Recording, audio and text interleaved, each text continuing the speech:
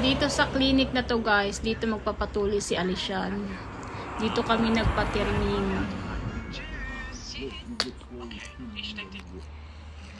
Pwede nyo git Alishan.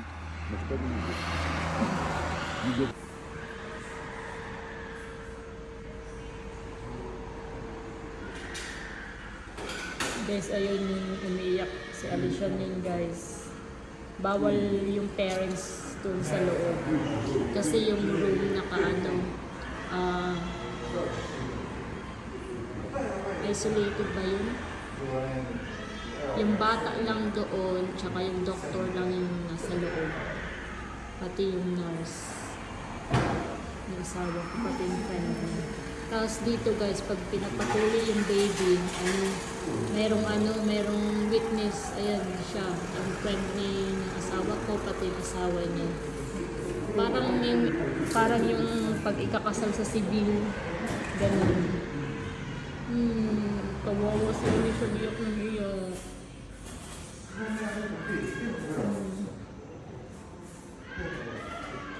Iyak siya ng iyak guys. Si Alisha niyan. Sabi 5 to 10 minutes lang tapos na daw yun. Siya yun.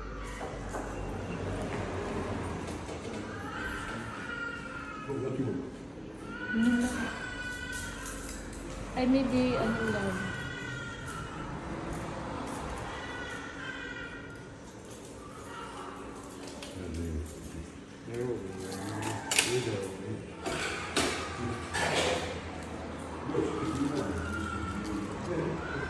Dito guys, yung iba nga kakapanganak pa lang tinutuli na siya. Ako lang ayan.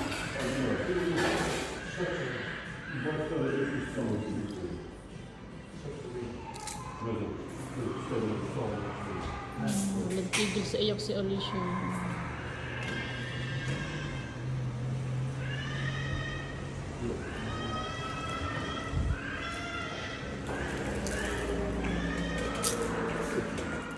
Naiyak ako lang.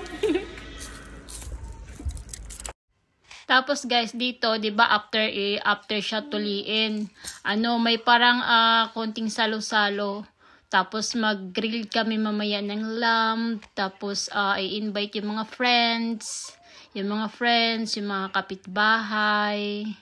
Tapos yun, magpapakain ka. Ganun yung ganun yung pala yun sa Muslim guys. Parang magkakatay ka ng lamb. Tapos ipapakain mo sa mga kaibigan mo, tapos sa mga family, tapos sa kapitbahay. Ganun. Tapos yung mga in-invite mo, yung iba magbibigay sila ng pera, ganyan.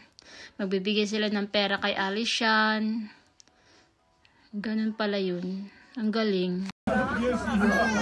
Grill lamb guys, lamb. Tapos guys, ayan yung mga bisita namin. Unti-unti nang nagdatingan. Kapitbahay, mga friends ng asawa ko. Ayan, yun lang mga in-invite namin. Family, friends. Ito yung binigay ng ninong niya guys. Yung ninong ng tinuli siya, binigyan siya ng cellphone kay ninong Johnny. Ayun. At ninong Sidingka. Tapos ito, pera nila dito. Bale, 150 euro to love, no? 130 euro to lahat ito. Tapos $100. Tapos $50. Wow, Alishan so feel money. Oh, 'di ba? Nagpatuloy lang siya, guys. Oh, 'di ba ang galing?